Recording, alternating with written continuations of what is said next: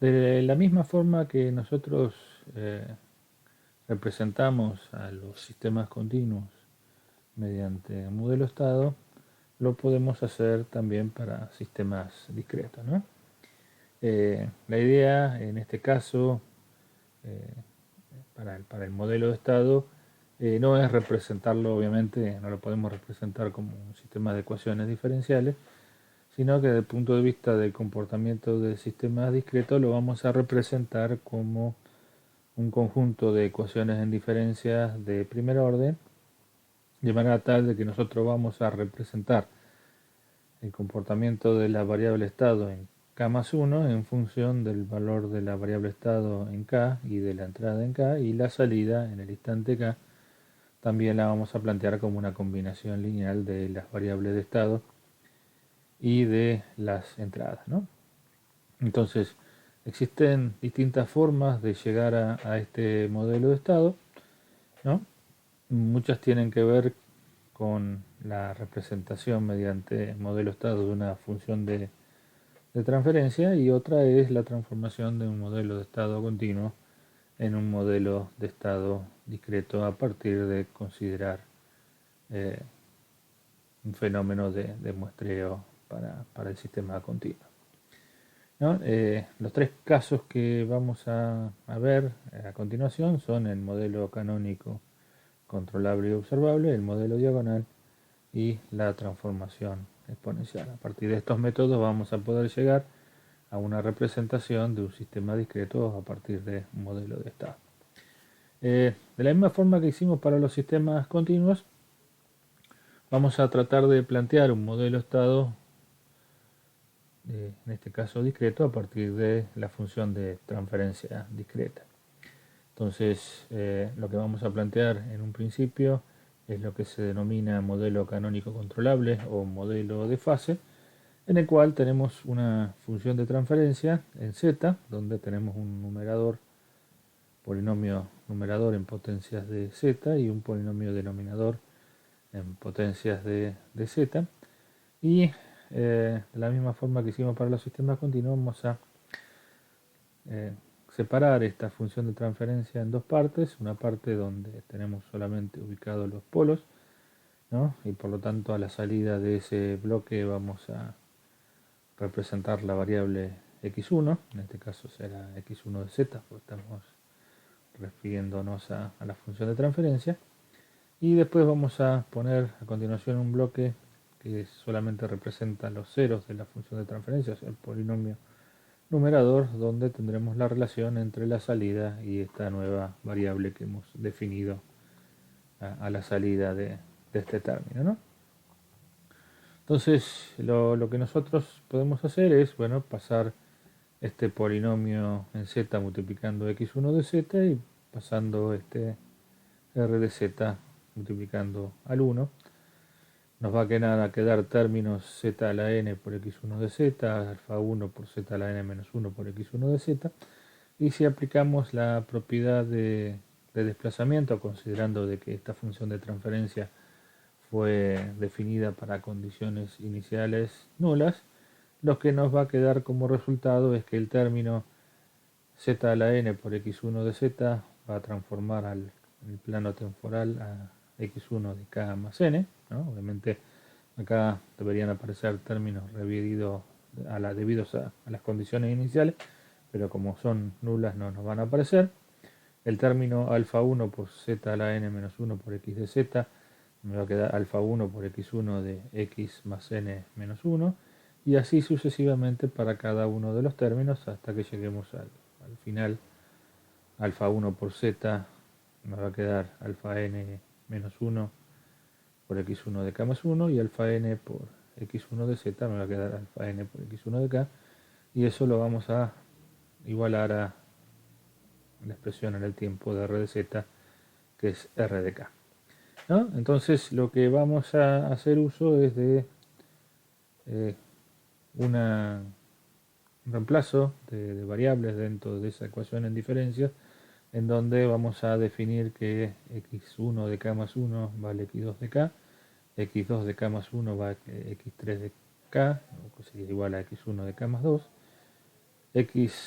xn-2 de k más 1 va a ser xn-1 de k, o ser que x1 de k más n-2, y xn-1 de k más 1 va a ser igual a xn de k, que va a ser igual a x1 de k más n menos 1. Entonces, si reemplazamos en la ecuación que teníamos acá el xn de k más 1, no lo vamos a representar, el alfa 1 por xn va a quedar xn de k, xn menos 1 de k, x2 de k y x1 de k, ¿no? Nos va a quedar esto igual a r de k, y si despejamos de esa expresión el xn de k más 1, nos va a quedar un polinomio en combinación lineal de las variables de estado que definimos en esta parte, ¿no? Cuyos coeficientes son los coeficientes del polinomio denominador de la función de transferencia. O sea que esta forma de representar a la transferencia mediante un modelo estado, que la definimos como modelo canónico controlable, ¿no? Va a tener en la matriz de la planta unos por encima de la diagonal principal, el resto de los elementos iguales a 0. En la última fila van a tener los coeficientes del polinomio denominador de la función de transferencia cambiados de signo, y en el vector de entrada van a ser todos ceros salvo el último elemento, que es igual a 1. Y respecto de la salida, lo que nosotros habíamos planteado era que la relación entre la salida y x1 también era un polinomio en potencias de z. O sea, de la misma forma que lo hicimos en esta expresión, reemplazaremos z beta 1 por z a la m por x1 de z como x1 de z, de k menos m, y así sucesivamente vamos a definir el polinomio numerador que, llevado al campo de las nuevas definición de variables que hicimos recién, nos va a quedar una combinación lineal que tiene en cuenta los coeficientes del numerador de la función de transferencia. Entonces, en la salida de nuestro modelo de estado van a aparecer los coeficientes del polinomio numerador,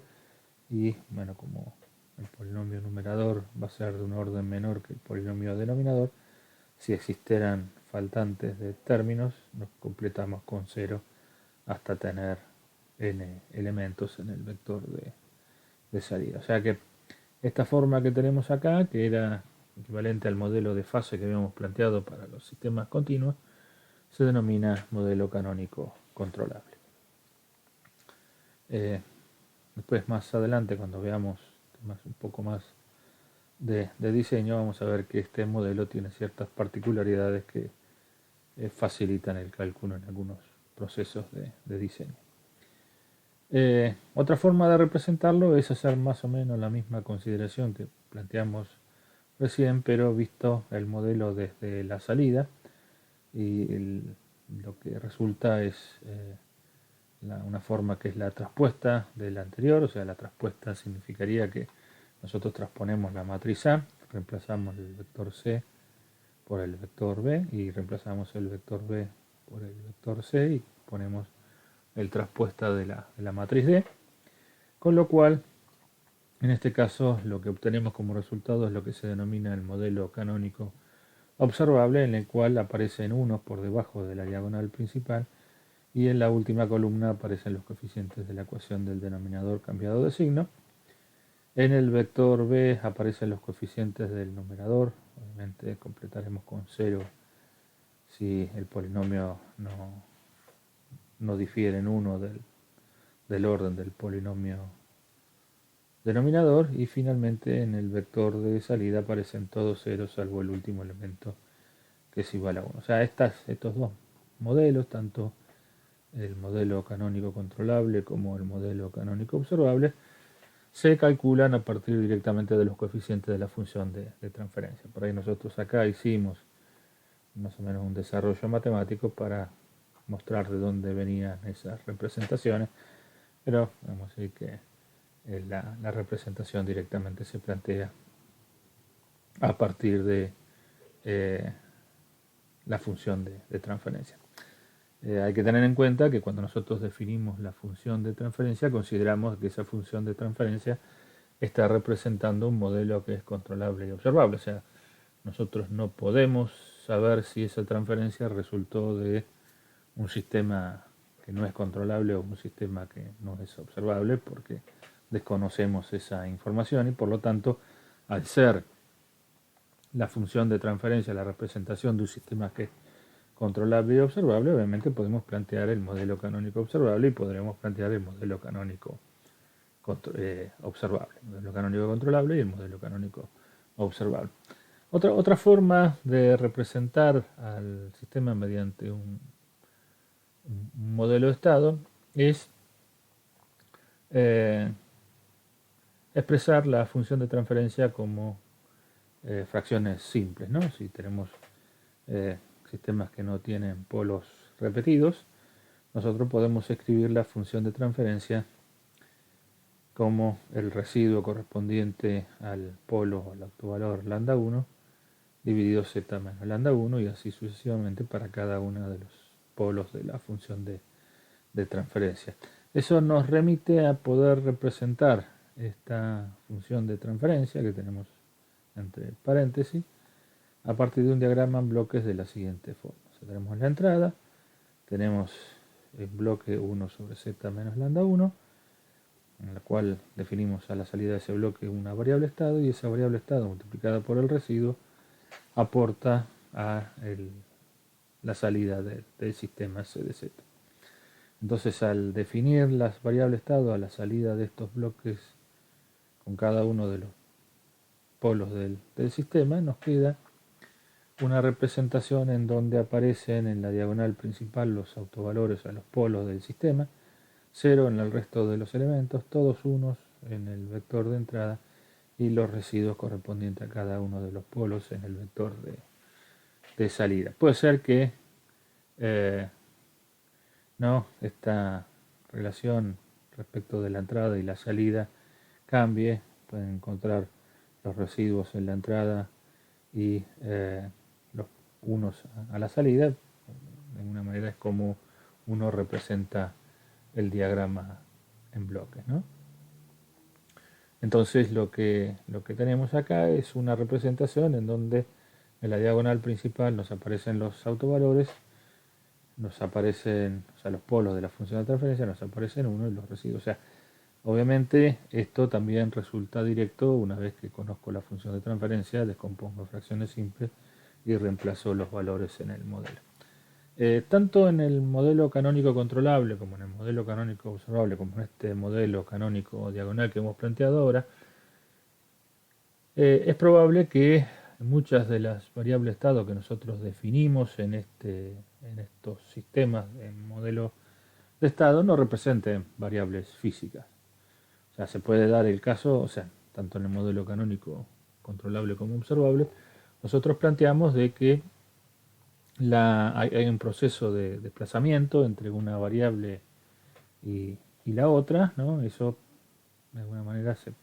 podría interpretar como que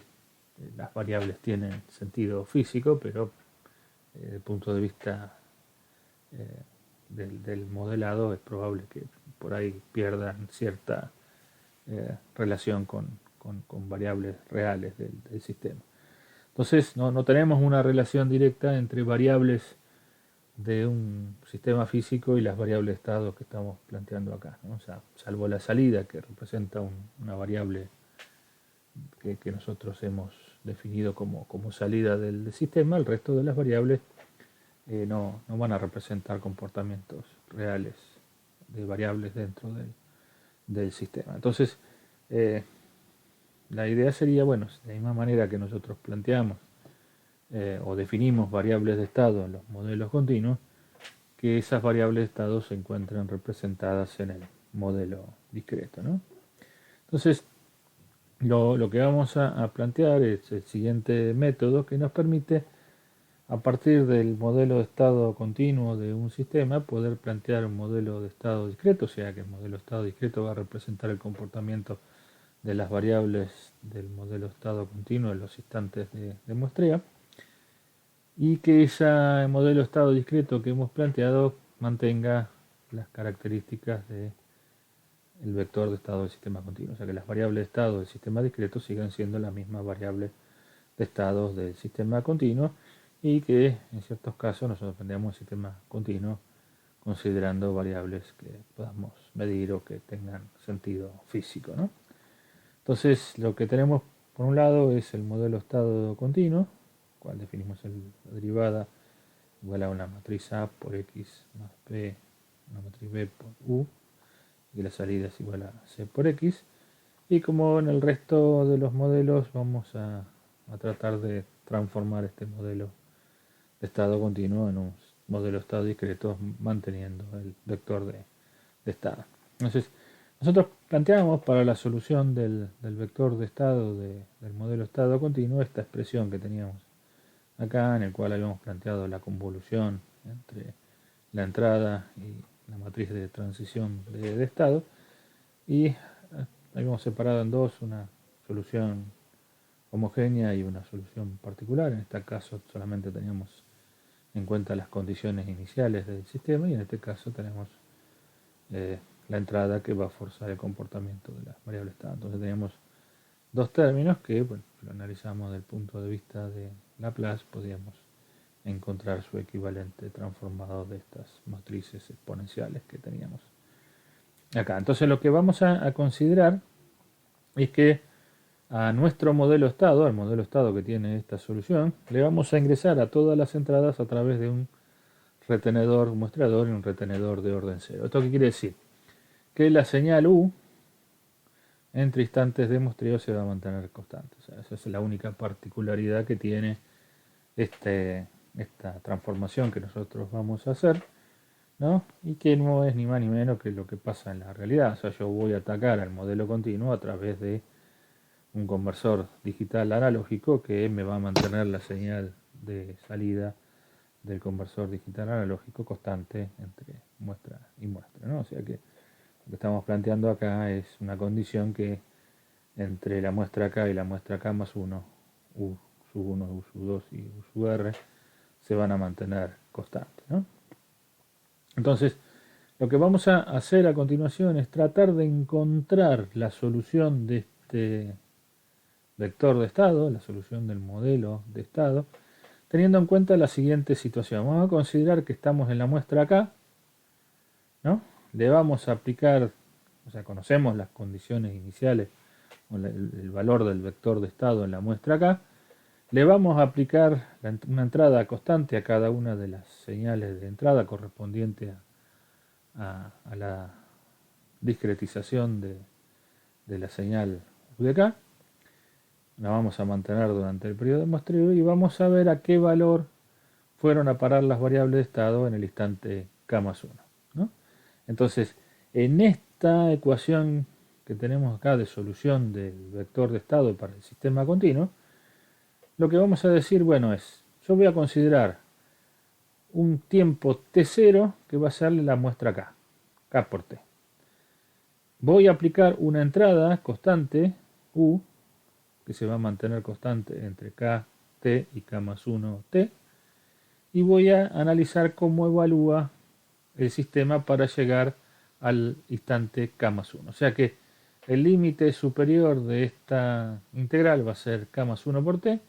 el límite inferior, como es la condición inicial, va a ser K por T, y voy a ver cómo pasa este valor de X de T, de tener este valor X0 de T, a tener otro valor distinto que va a ser X de K más 1T. O sea, voy a pasar de X de KT a X de K más 1T en el transitorio correspondiente a esta expresión, considerando de que el valor de U entre esa muestra KT y K más 1T es constante. Entonces, tomando la expresión, o sea que es lo que tenemos acá, tengo la condición inicial para X de KT. En este instante le aplico una señal constante, U de KT, a la entrada de mi sistema, y lo que voy a ver es cómo evolucionan las variables estados para llegar al tiempo K más 1T. Y ahí voy a considerar qué es lo que pasa con el valor de esas variables en el próximo instante de muestreo, y voy a seguir haciendo esos cálculos sucesivamente para encontrar los valores de las variables de estado en cada uno de esos instantes de muestreo, considerando de que la señal de entrada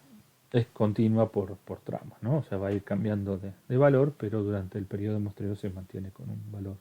constante. Entonces, como dijimos, en la expresión de la solución del vector de estado, vamos a considerar que T0 es igual a K por T, K por el periodo de muestreo, T, el valor final al cual queremos llegar, es K más 1 por T por el periodo de muestreo, y reemplazando estas expresiones en la solución del vector y considerando de que U va a ser constante entre kt y k más 1t, llegamos a esta expresión en donde x de k más 1 por t es igual a, reemplazando acá, a elevado, elevado a la k más 1t menos kt, o sea, nos queda e a la at, por el periodo de muestreo, por x de kt, más la integral entre kt y k más 1t de e a la k más 1t menos tau por b por u de tau diferencial tau. Dijimos que entre kt y k más 1t, que son los límites de esta integral, el valor de u va a ser constante y va a ser igual al valor de u de kt, y por lo tanto lo podemos sacar afuera de la integral. Haciendo eso y simplificando algunas expresiones, nos va a quedar que x en k más 1t es igual a e a la a por t periodo de muestreo por x de kt más la integral entre kt y k más 1t de e a la k más 1t menos tau por b por diferencial tau por u de kt. Si miramos, esto tiene la forma parecida a un modelo estado. Tengo x de k más 1 igual a algo, un término valor constante, porque a es una matriz de constante, t es un valor constante, o sea que e a la at me va a dar una matriz de constantes multiplicada por x de kt, más otra matriz de constantes, o sea, créanme que esta integral da una matriz de constantes, multiplicada por u de kt. Entonces, esto que tenemos acá, e a la elevado a la a por t, es la matriz A de la planta discreta, y la integral entre kt y k más 1t de esta exponencial por b por diferencial tau también me da una matriz de constantes con dimensiones apropiadas, y la vamos a llamar b discreta. Con tanto, a discreta va a ser la matriz exponencial, e a la por el periodo de muestreo, y b discreta va a ser esta integral que tenemos acá. Para simplificar un poco esto y que no parezca tan feo, lo que vamos a hacer es un reemplazo de variable. Vamos a considerar que lambda es igual a k más 1 por el periodo de muestreo menos tau, que sería la expresión que tenemos en la exponencial. Y por lo tanto, si diferenciamos esta lambda en función de la variable integración que es tau, me queda que el diferencial de lambda es igual a menos el diferencial de tau. Esto es constante para tau, me queda menos el diferencial de tau. Entonces, la integral, esta que tenemos acá, con la reemplazo de variable, me queda la integral entre t y 0 de e a la a por lambda por b por menos el diferencial de lambda, o sea que si cambiamos el signo del diferencial podemos dar vuelta los límites de la integral y me queda la integral entre 0 y el periodo de muestreo de e a la lambda por b por diferencial de lambda, ¿no? Entonces el punto es, bueno, obviamente tengo la forma de pasar el modelo de estado continuo a un modelo de estado discreto, no de encontrar las matrices A y B del modelo de estado discreto a partir de operaciones que realizamos a partir del conocimiento de las matrices del modelo de estado continuo. O sea, vamos a calcular la matriz de estado A y la matriz de entrada B del sistema discreto en función de la matriz A y B del sistema continuo y del periodo de muestreo, ¿no? Rasgo. El tema es cómo calculo la matriz E a la A lambda o E a la A por T, ¿no? No es una operación que tengamos en cuenta sencilla, ¿no? Una forma sencilla de calcularlo. Si bien lo vimos en el caso de los sistemas continuos, lo pudimos resolver pasando esta expresión o esta ecuación al plano transformado de Laplace, ¿no? Bueno, acá hay una curiosidad, que si el modelo de estado continuo tiene una matriz de la planta que es inversible, se puede calcular una matriz de entrada del sistema discreto como era la TM, la identidad. Una curiosidad. Entonces, lo que vamos a hacer es, bueno, a partir de conocer el sistema continuo, vamos a tratar de calcular el modelo discreto. Obviamente, la salida del sistema continuo y la salida del sistema discreto van a tener que coincidir porque están calculadas a partir del comportamiento de las variables de estado del sistema, ya sea continuo o discreto. O sea que si la salida del sistema era una determinada variable de estado, va a seguir siendo la misma variable de estado en el sistema discreto, y si era una combinación, esa combinación se va a seguir dando en el modelo de estado discreto. Por lo tanto, la matriz C y la matriz D del modelo de estado a partir de la transformación exponencial siguen siendo las mismas que teníamos en el modelo de estado continuo. Entonces, encontramos un modelo de estado discreto en el cual mantenemos las variables de estado, en donde la matriz de la planta discreta es la matriz exponencial evaluada en el instante de muestreo. La matriz de entrada del sistema discreto es la integral entre 0 y el periodo de muestreo de la matriz exponencial multiplicada por b integrado en lambda. La matriz del sistema discreto de salida es igual a la matriz de salida del sistema continuo, y si tuviese una matriz D también son las mismas. Vamos a ver un ejemplito como para ver operativamente cómo calculamos estas cuestiones, ¿no? Vamos a considerar que tenemos un sistema de segundo orden continuo, ¿no? Donde nos aparece la derivada igual a una matriz A por el vector de estado más una matriz B por el vector de entrada. Y vamos a recordar que la matriz exponencial la calculábamos como la antitransformada de Laplace de la matriz S por la identidad menos A inversa, ¿no? Y esta matriz inversa la calculábamos como la adjunta de la matriz S por I menos A dividido el determinante, que era igual a la matriz de los cofactores traspuesta dividido el determinante, ¿no? Entonces, lo que vamos a calcular es la matriz S por la identidad menos A, ¿no? O sea, queda S menos 1, 0 y S más 2. Calculamos el determinante de esa matriz, me queda S por S más 2 menos 0. Me queda S por S más 2. Calculamos la matriz de los cofactores, o sea que en este término me aparecería el determinante de esta matriz anulando esta columna y esta fila, me queda S más 2. En este caso me quedaría 0, en este caso me quedaría 1, porque como este término es impar,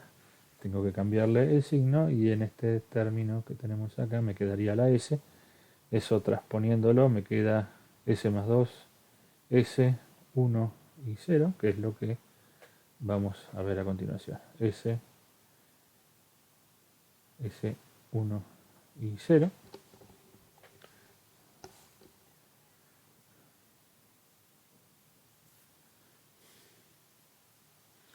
Y eso dividido por S más 2, ¿no? Entonces, antitransformando S más 2 dividido S por S más 2 me queda 1 sobre S, me queda 1. 1 sobre S por S más 2 me queda 1 menos E a la menos 2t sobre 2. 0 me queda 0, y S dividido S por S más 2 me queda 1 sobre S más 2, E a la menos 2t. Es así. Lo calculamos, lo reemplazamos el tiempo por el periodo de muestreo, tenemos esta matriz que planteamos acá, que en función del periodo de muestreo tendrá sus coeficientes, valores constantes, ¿no? Para el caso de la matriz de entrada, dijimos que teníamos la integral entre 0 y el periodo de muestreo de la matriz exponencial por B por diferencial del tiempo, o en este caso lambda, hacer el cambio de variables. O sea, tenemos la matriz exponencial, que es esta que tenemos acá, esa la multiplicamos por el vector B, ¿no? En este caso sería 0, 1, ¿no? Multiplicamos por 0, 1, y nos queda la integral entre 0 y t de 1 menos e a la menos 2t sobre 2 y e a la menos 2t, diferencial t, Si integramos esa expresión entre 0 y el periodo de muestreo, me queda t sobre 2 más c a la menos 2t menos 1 sobre 4 y un medio menos c a la menos 2t sobre 2. Si reemplazamos el periodo de muestreo que planteaba el ejercicio t igual a 1, ¿no? Nos quedan estos valores constantes que tenemos acá, ¿no? La matriz de la planta y la matriz de entrada. Si calculamos los autovalores de z por i menos a, en este caso, considerando esta expresión que tenemos acá, vamos a calcular los autovalores discretos de este modelo estado, que en este caso son 1 y 0,135, que no resulta ni otra cosa totalmente diferente que la transformada z de la ubicación de los polos del sistema continuo, ¿no? De la misma forma que lo veíamos en la función de transferencia. Bueno, entonces, ahora que tenemos planteado el modelo estado del sistema discreto, ¿no? Nosotros usábamos el modelo estado del sistema continuo para calcular la respuesta transitoria de las variables de estado en tiempo continuo a partir de la solución de la ecuación diferencial. En este caso tenemos una ecuación en diferencias. El modelo estado representa una ecuación en diferencias del sistema que queremos representar. Entonces vamos a tener x de k más 1 igual a una matriz de constantes a discreta por x de k más otra matriz de constantes b discreta por u de k y igual a c discreta por x de k. Entonces, la ventaja que nos plantea acá la ecuación en diferencia es que si nosotros conocemos la condición inicial, conocemos x de 0, conocemos el valor de u en 0, podemos calcular cuánto va a valer x de 1. Con x de 1 y el valor de la entrada en 1 podemos conocer x de 2 y así sucesivamente para cada uno de los instantes. Obviamente si queremos calcular x para 3850 se nos va a complicar un poco, vamos a tener que hacer un montón de operaciones. Pero desde el punto de vista conceptual podemos plantear que x de 1 va a ser a discreta por x de 0 más b discreta por u de 0, x de 2 va a ser a discreta por x de 1 más b discreta por u de 1, o sea que va a ser a discreta cuadrado por x de 0 más a discreta por b discreta por u de 0 más b discreta por u de 1 y así sucesivamente hasta que llegamos al x de k, que va a ser a discreta a la k por x en 0 más a discreta a la k menos 1 por b discreta por u de 0 más a discreta a la k menos 2 por b discreta por u de 1 y así sucesivamente hasta que llegamos al término b discreta por u de k menos 1. Si lo escribimos en forma de sumatoria, vamos a tener que x de k va a ser a discreta a la k multiplicada por x de 0, que nos daría en este caso la solución homogénea, bueno, depende de las entradas. Y por otro lado vamos a tener la solución particular, en este caso es la sumatoria de convolución, que va a ser la sumatoria desde i igual a 0 hasta k menos 1 de a discreta elevada a la k menos i menos 1 por b discreta por u de i, ¿no? Entonces acá tenemos una expresión genérica de cómo se resolvería la solución del vector de estado para un k genérico. Obviamente esta sumatoria nos implica tener que hacer un montón de cálculos, ¿no? O sea, la solución homogénea podemos decir que es un poco más sencilla de encontrar, pero o sea, esta sumatoria nos exige un proceso de cálculo un poco más complicado. Entonces, como hicimos en los sistemas continuos, vamos a utilizar la transformación al plano z para ver si podemos, en cierta forma, entender cómo calcular la solución y encontrar una forma un poco más sencilla y lineal de hallar la solución para un k genérico, ¿no? Entonces tenemos x de k más 1 igual a discreto por x de k más b discreto por u de k. Le aplicamos la transformada z, nos va a quedar z por x de z menos z por x en 0. O sea, acá tenemos la condición inicial, la expresión del desplazamiento en el tiempo para la transformada z, y eso nos va a quedar A discreta por x de z más b discreta por u de z. Si agrupamos los términos en x de z, me va a quedar z por x de z menos a discreta por x de z igual a z por x de 0, la condición inicial, más b discreta por u de z. Esto me va a quedar z por la identidad menos a por x de z,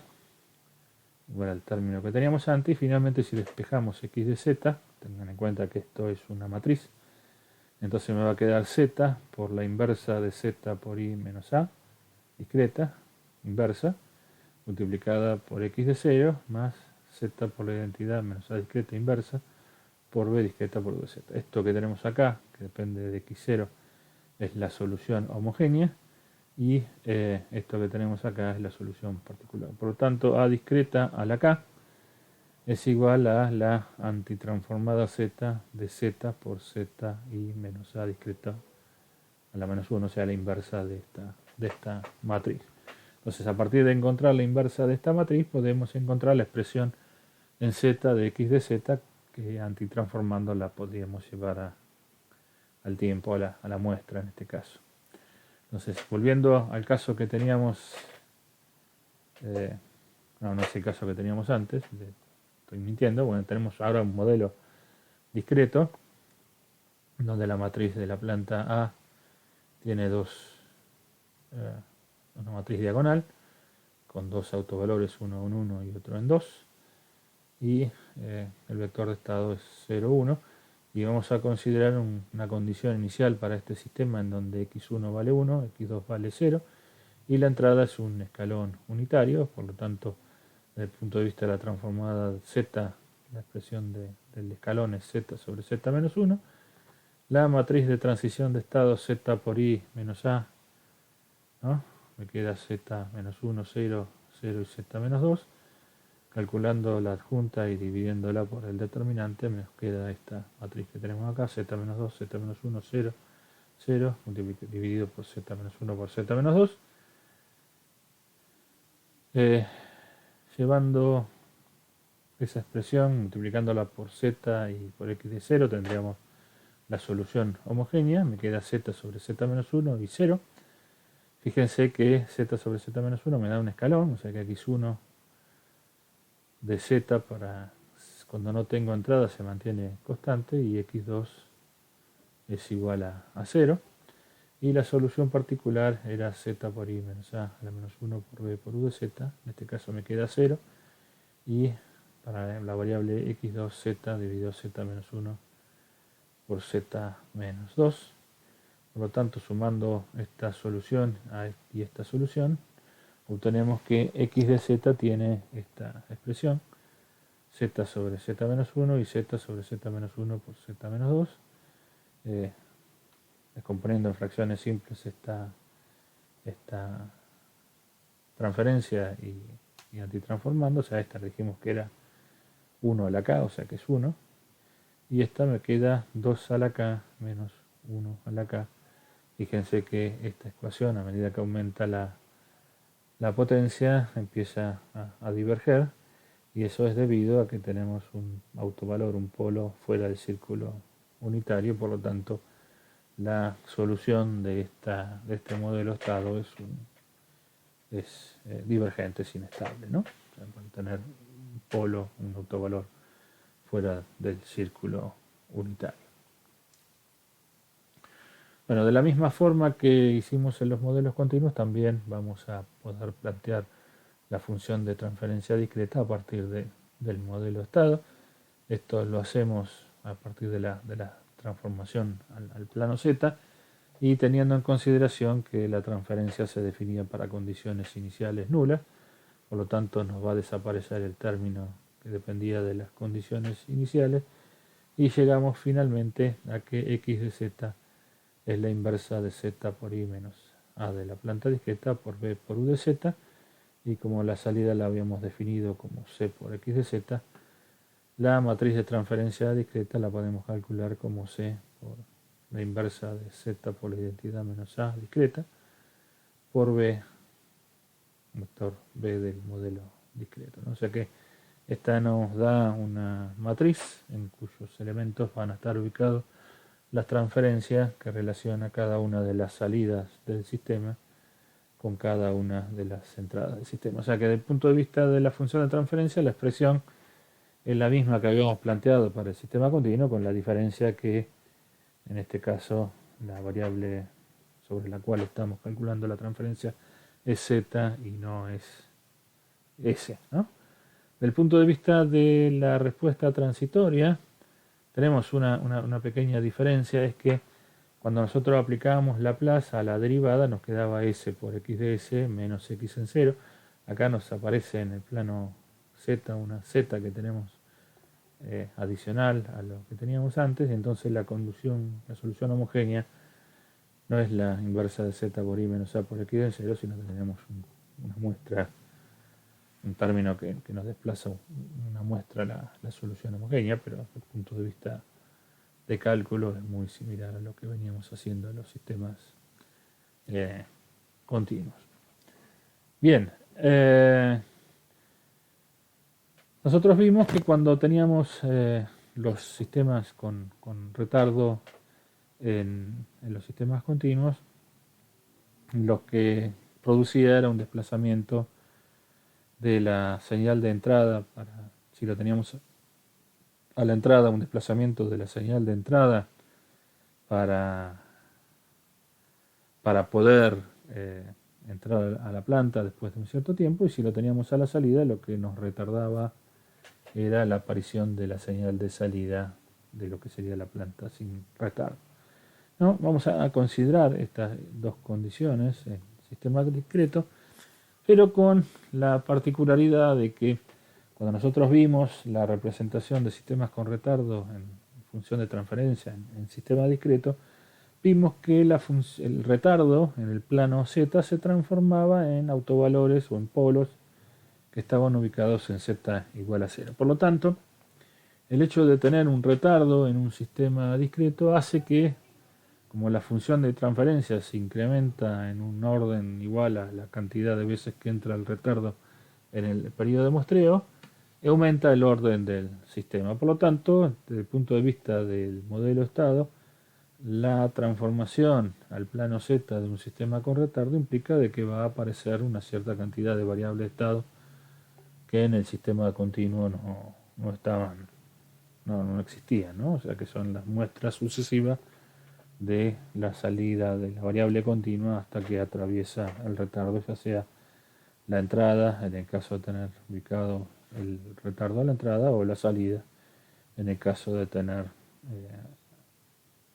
el retardo a la salida, ¿no? Entonces el modelo estado se va a ver incrementado en el orden debido al retardo. Entonces vamos a suponer que tenemos un retardo de n muestras, ¿no? un retardo de n muestras o de muestras en este caso, y tenemos que representar esa expresión del modelo del retardo a partir de un modelo estado. Entonces nosotros tendríamos que representar mediante modelo estado una función de transferencia que tiene todos los polos en cero, o sea 1 sobre z a la n o z a la d en este caso. Eso, si lo hacemos mediante el modelo canónico controlable, ¿no? Nos daría 1 por encima de la diagonal principal, todo 0 salvo el último elemento en b. Los coeficientes de la ecuación característica cambiado de signo, o sea, los coeficientes del denominador de la función de transferencia cambiado de signo, son todos 0, da lo mismo que sea positivo o negativo, nos aparecen todos 0 en la última fila, y los coeficientes del numerador en el vector de salida c, que en este caso tenemos un solo coeficiente, y el resto 0, nos aparece un 1 y todos 0. Entonces, con esta representación que tenemos acá, estaríamos representando un modelo estado de el retardo, ¿no? Entonces, lo que nosotros podemos decir que una vez que tenemos esta representación, las variables estado del retardo son las sucesivas muestras de la entrada o de la salida, o sea, en este caso de la entrada, desplazadas hacia la salida, y nos queda esta matriz de la planta, este vector de entrada y este vector de salida, que podemos escribirlo en términos generales como x del retardo, las variables del retardo en k más 1, igual a A del retardo, que va a ser esta matriz, por x de k, más b del retardo, que es esta matriz, por u de k, y de K va a ser C, que es esta matriz, por CR de K. Fíjense que nosotros lo que queremos representar es tanto esta condición como esta que tenemos acá abajo, ¿no? Entonces, si consideramos la condición de arriba, yo tengo que la U del sistema va a ser igual a la U de la planta. La salida de la planta, en este caso, va a ser la entrada del retardo, y la salida del retardo va a ser, del modelo del retardo, va a ser la salida total del sistema. Y en este caso tengo que la entrada de mi sistema va a ser la entrada al modelo del retardo, la salida del modelo del retardo va a ser la entrada al modelo de la planta, y la salida total del sistema va a ser la salida del modelo de la planta. Entonces, lo que vamos a tener es que la planta la vamos a representar con la variable estado de la planta la vamos a representar con xp, y por lo tanto nos va a quedar xp de k más 1 igual a la matriz de la planta multiplicada por x de p, más la matriz de entrada de la planta multiplicada por p de k, y la salida de la planta va a ser cp por xp, ¿no? Entonces vamos a representar las condiciones que planteamos ahí, que en un caso la salida de la planta era la entrada al retardo, y después en el otro caso en donde la salida del retardo era la entrada a la planta. Entonces,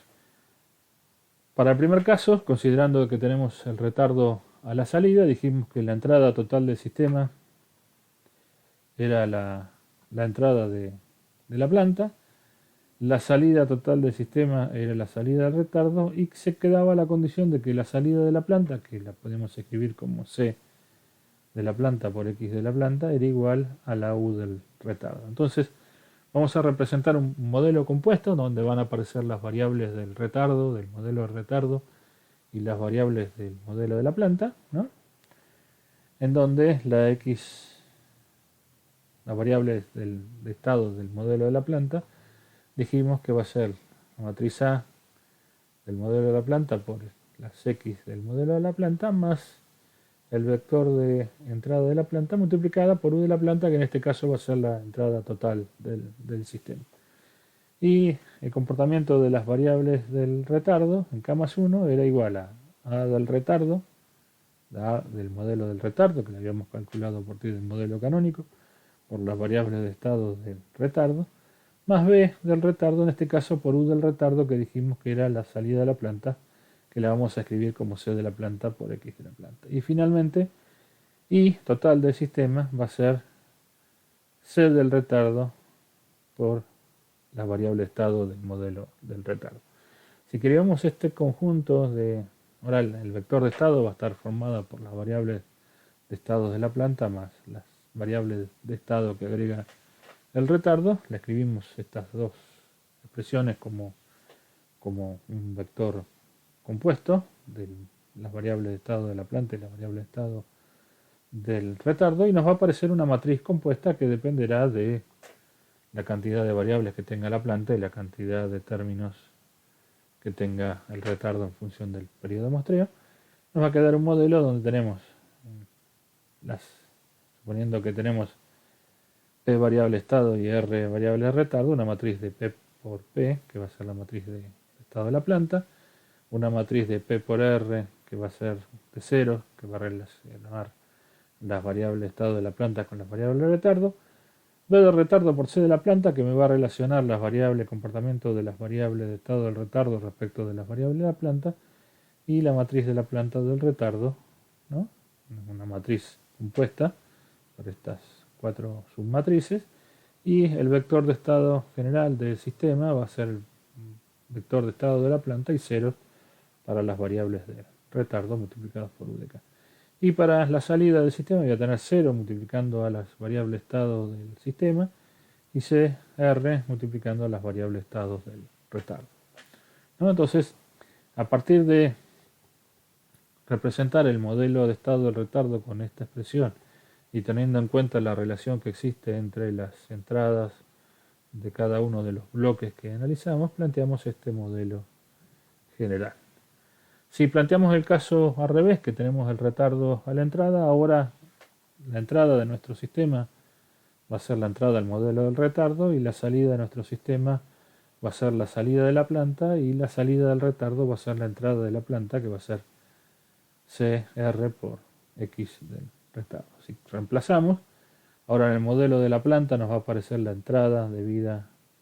a la salida del retardo, y en el modelo de retardo nos va a aparecer la entrada del sistema. Si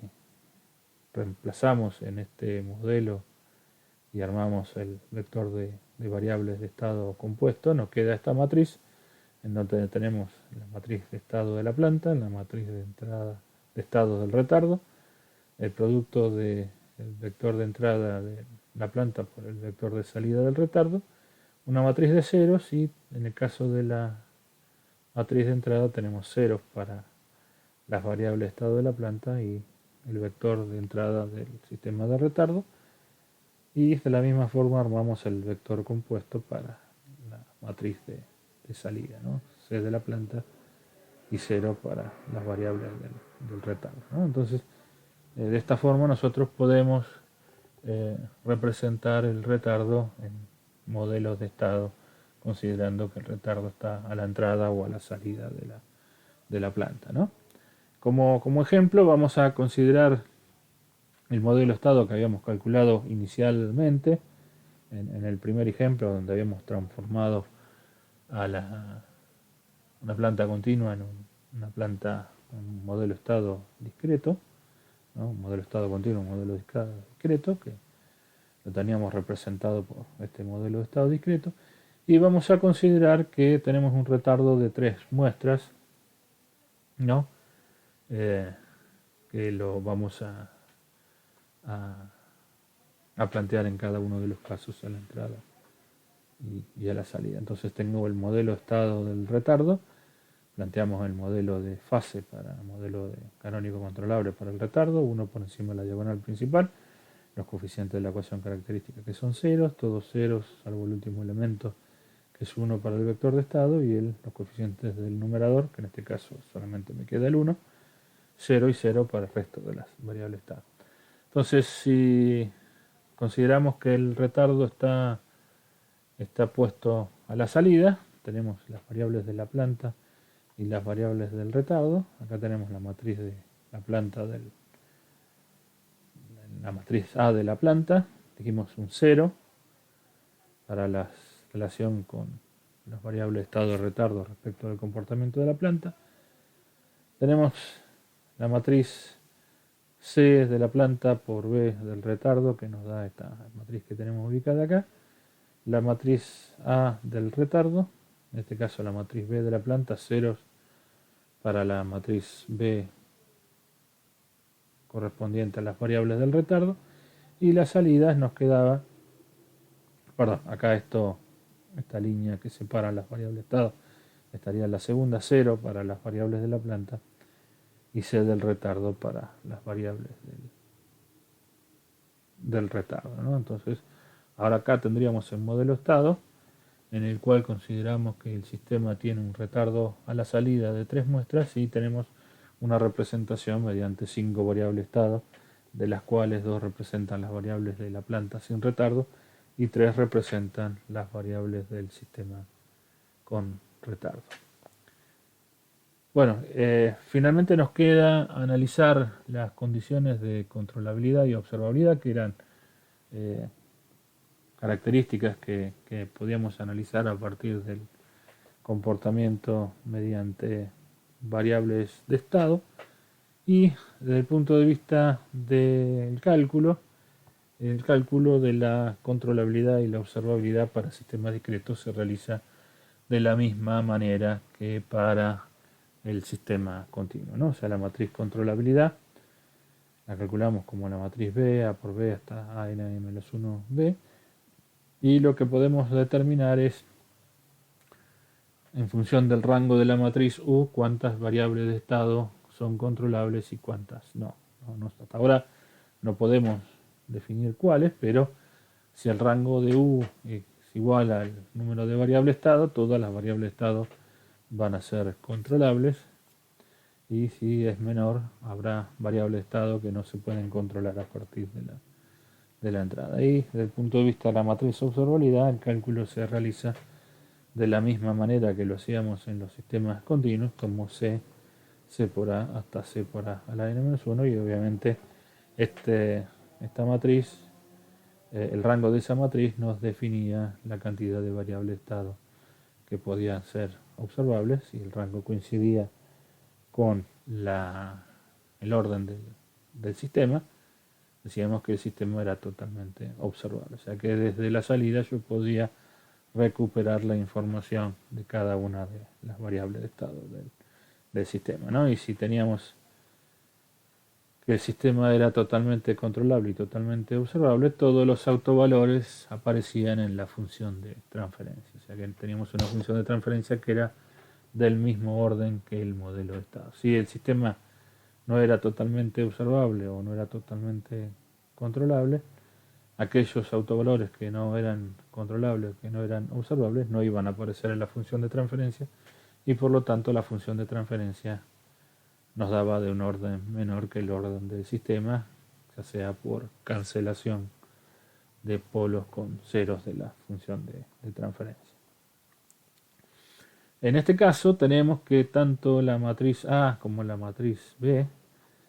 son función del periodo de muestreo, o sea que los coeficientes de A y B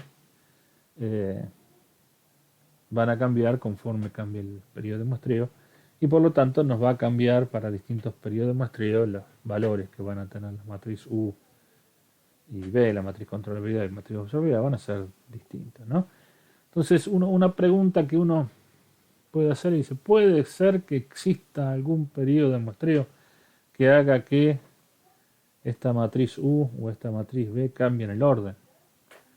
En la mayoría de los casos, o sea, tenemos que el sistema sigue siendo el mismo, o sea, la planta continua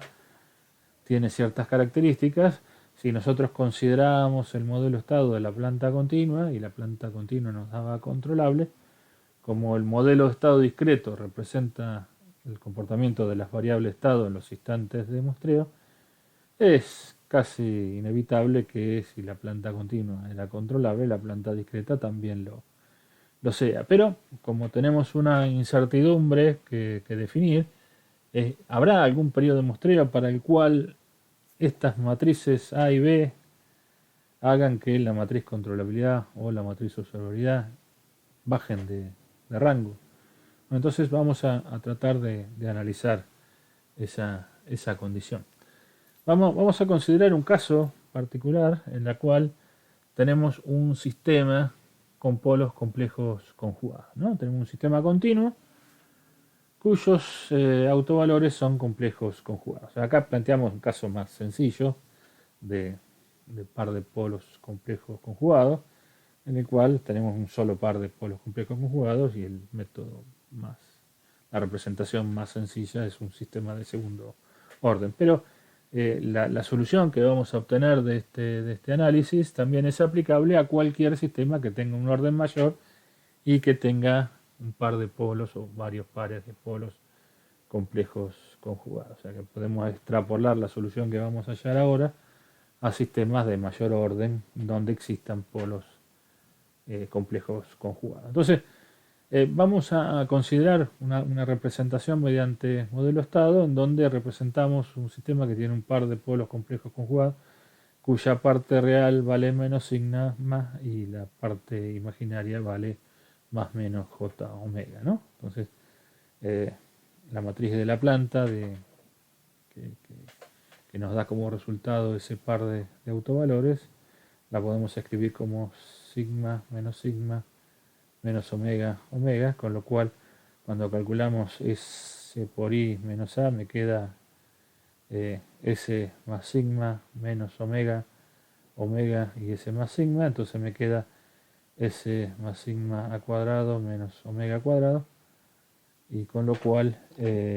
representamos un par de polos complejos conjugados con parte real sigma y parte imaginaria omega, ¿no? Planteamos términos genéricos para tanto para B como para C, y bueno, lo que hacemos es calcular la inversa de S por I menos A. Entonces dijimos que polinomio característico era S más sigma cuadrado más omega cuadrado, y la matriz adjunta vale S más sigma menos omega y omega. Cuando antitransformamos esta expresión, vamos a tener exponenciales y senos y cosenos, o sea, me va a quedar S más sigma sobre S más sigma cuadrado más omega cuadrado, me queda un coseno, y omega sobre S más sigma cuadrado más omega cuadrado me queda un seno. Entonces me queda que la matriz E a la AT es E a la menos sigma t, coseno de omega t, seno de omega t, menos seno de omega t y coseno de omega t. ¿No? Entonces vamos a suponer que nosotros transformamos el modelo estado continuo a un modelo de estado discreto. Bueno, transformamos también el vector de entrada del sistema continuo a un sistema discreto, y puede ser que nos dé valores, pero nos vamos a centralizar en lo que pasa con la matriz exponencial, ¿no? Entonces vamos a considerar que el modelo de estado discreto, el vector de entrada del modelo estado discreto resultó, a partir de la transformación del modelo estado continuo, en un vector B sub d, que puede tener valores que resulten de la transformación exponencial, ¿no? Entonces, para calcular en este caso la matriz controlabilidad, voy a poner el B discreto y el E a la AT, que sería la matriz del A discreto, por B discreto. Entonces hacemos la operación, me queda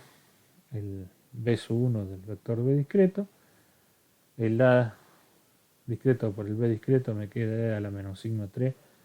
por B1 discreto por el coseno más B2 discreto por el seno, y lo mismo para la segunda fila de la matriz controlabilidad. Y entonces, para saber si este sistema es controlable, lo que hago es calcular el determinante de la matriz U, como en este caso la matriz U es cuadrada. Si el determinante me da distinto de 0, el sistema va a ser totalmente controlable. Entonces, desarrollando el determinante este por este menos este por este, me queda que el determinante de la matriz controlabilidad es menos E a la menos sigma t, y tengo expresiones acá en función de los senos y cosenos, estos términos se van, y me queda que el determinante de, o sea, E a la menos sigma t, el determinante, perdón, de U me queda menos E a la menos sigma t por B2 discreto al cuadrado más B1 discreto al cuadrado por el seno de omega t igual a 0. Entonces tengo que determinar las condiciones del periodo de muestreo para el cual este sistema me da 0. La matriz exponencial, o sea, este término exponencial no se hace 0 nunca, se haría 0 para t igual a infinito, cosa que nunca va a ocurrir. Y me queda, o sea, este término siempre es positivo porque tengo suma de términos al cuadrado, y el único término de toda esta expresión que se puede hacer 0 es el seno de omega por t. O sea que me va a quedar que el seno de omega t es igual a 0. Va a ser, esa condición se va a dar para omega t igual a k por pi, o sea, un número entero de pi. Y por lo tanto podemos ver que la condición que se plantea, o para el periodo de muestreo o para la frecuencia natural, o sea, podemos acá despejar el periodo de muestreo. En este caso despejamos la frecuencia de la parte imaginaria del polo complejo conjugado igual a, en función del periodo de muestreo, me queda k sobre 2 por 2 sobre pi sobre t, ¿no? 2 sobre pi por f me queda la frecuencia, la pulsación de omega, o sea, la omega de muestreo. Entonces, cuando yo tengo que la frecuencia de la parte imaginaria del polo complejo conjugado es igual a un múltiplo de la frecuencia de muestreo sobre 2, el sistema resulta ser no controlable. ¿Qué significa esto? Nosotros vimos cuando analizamos estabilidad de sistemas discretos que el plano S transformaba al plano Z, al interior del círculo unitario, por bandas, ¿no? O sea, una banda que iba desde menos j omega s sobre 2 hasta más omega j más omega s sobre 2, transformaba el interior del círculo unitario y las bandas superiores e inferiores también transformaba dentro del círculo unitario. O sea que la condición que se plantea para que el sistema deje de ser controlable o deje de ser observable en función del periodo de muestreo es que justo la parte imaginaria del polo complejo conjugado coincida con el límite de esa banda que transformaba al interior del círculo unitario. O sea que justo si tengo la desgracia de elegir un periodo de muestreo en donde la parte imaginaria del polo complejo conjugado me coincidió con el límite, con la frecuencia de muestreo sobre 2, eso va a hacer que el sistema deje de ser controlable, en principio por ahora. ¿Y qué quiere decir eso? Que cuando yo planteé el modelo de estado discreto, en vez de darme una transferencia de primer orden, de segundo orden, como la tenía en el sistema continuo, me va a dar una transferencia de primer orden. O sea que voy a perder uno de los dos polos en la transformación al modelo discreto. ¿Dónde están esos polos? O sea, nosotros dijimos que los límites de la banda transformaban en la eje real negativo del plano Z. O sea, los límites de la banda omega S sobre 2 y menos omega S sobre 2J transformaban el semieje negativo del plano Z. Entonces, lo que va a pasar es que este par de polos complejos conjugados, cuando lo paso al plano discreto, transforman en un único polo real con parte real negativa, o sea, con signo negativo, ¿no? Y me pierdo una de las singularidades. Entonces, al momento de tener que elegir la frecuencia de muestreo en un sistema que tiene polos complejos conjugados, tengo que tener en cuenta que la parte imaginaria del polo complejo conjugado no coincida con la mitad del periodo de muestreo para que no me origine estos problemas de controlabilidad por ahora. Si hacemos el mismo análisis para el tema de la matriz observabilidad, me queda C discreto por E a la AT, calculo la matriz observabilidad, calculo el determinante y me queda que el determinante de la matriz observabilidad también depende de el seno de omega t y por lo tanto se da la misma condición. O sea que no solamente pierdo la controlabilidad de ese polo complejo conjugado, sino que también pierdo la observabilidad. O sea que lo que vemos de este análisis es que tenemos que tener en cuenta cuando tenemos polos complejos conjugados con qué frecuencia estamos muestreando, ¿no? O sea, que es la única condición. Salvo esta condición particular, siempre la controlabilidad y la observabilidad del sistema continuo se va a mantener en el sistema discreto. Así que bueno, esto es todo respecto de cómo se representan los modelos de estado discretos, ya sea a partir de la transformación del modelo continuo con la matriz exponencial o de la transformación a partir de la función de transferencia, calcular el modelo de estado a partir de la función de transferencia, bueno, y todo lo que tiene asociado respecto de